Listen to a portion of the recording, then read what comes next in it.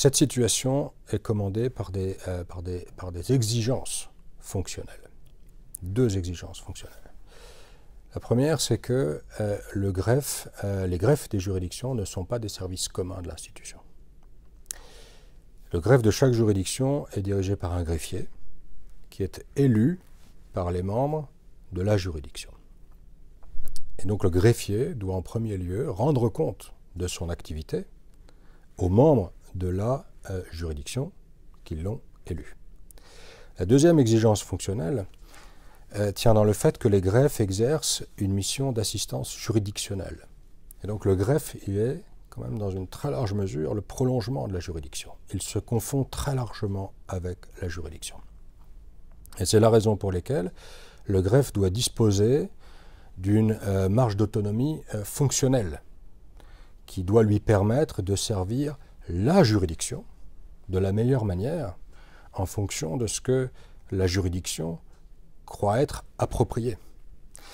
Et en vérité, il va servir la juridiction en fonction du contentieux porté devant la juridiction, en fonction des règles de procédure qui vont régir les contentieux portés devant la juridiction, et en fonction des priorités donc identifiées par la juridiction. Donc il y a des grandes variétés de contentieux.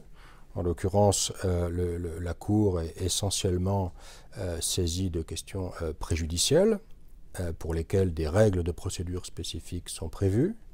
Le tribunal, pour sa part, traite très essentiellement des recours directs introduits par les particuliers. Donc ce sont des contentieux de nature différente. Et chaque contentieux donc, appelle son lot de mesures et de priorités différentes.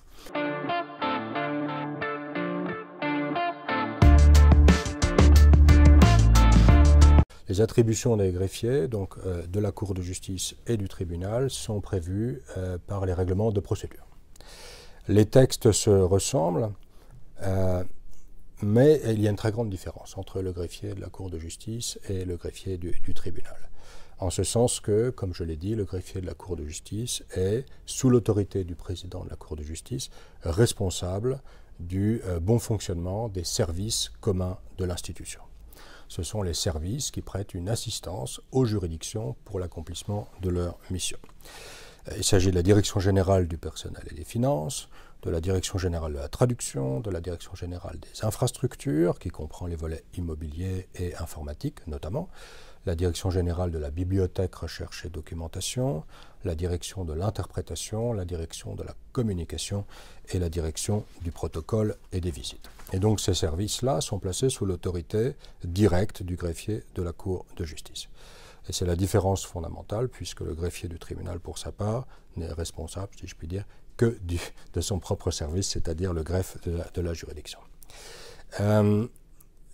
Les fonctions sont très différentes en ce sens que, compte tenu de cette circonstance, la Cour de justice est organisée différemment du tribunal, puisque le greffe judiciaire est placé sous la direction d'un greffier adjoint, qui lui-même, bien sûr, est soumis à l'autorité du greffier de la Cour de justice, alors que le greffe du tribunal est dirigé directement par le greffier du tribunal.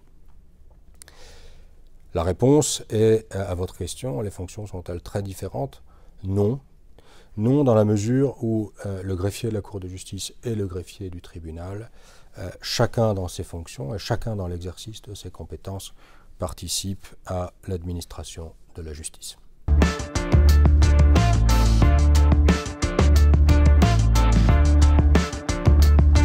Les greffes des juridictions, c'est encore le cas avec le greffe du tribunal de la fonction publique, les greffes des juridictions collaborent étroitement et utilement pour développer des synergies, compte tenu de similitudes existant dans les tâches confiées aux différents greffes. Et le domaine propice à la collaboration entre les greffes a été le domaine de l'informatique. Pourquoi? Parce que nous cherchons tout simplement à mettre en commun nos outils informatiques et nous cherchons à ne pas demander tout simplement le développement d'outils informatiques différents d'un greffe à l'autre. Mais tout ceci doit être fait dans le respect des spécificités propres à chaque greffe. Donc nous mutualisons pour le bénéfice dans l'intérêt commun Nous avons en fait réussi à développer, avec l'assistance de nos services techniques, beaucoup de belles applications informatiques qui sont des applications communes. Et donc nous collaborons jusqu'au moment où nous nous heurtons à des limites tenantes aux spécificités des juridictions et donc lesquelles résultent très largement des contentieux portés devant les juridictions.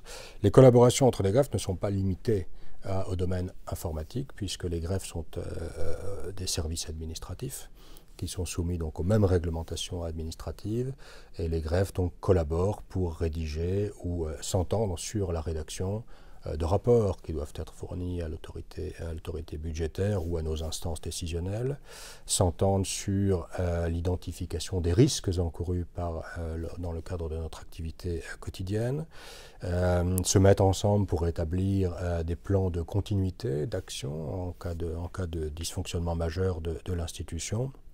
Et puis ils s'entendent également en l'occurrence, en matière de recrutement et de formation du personnel.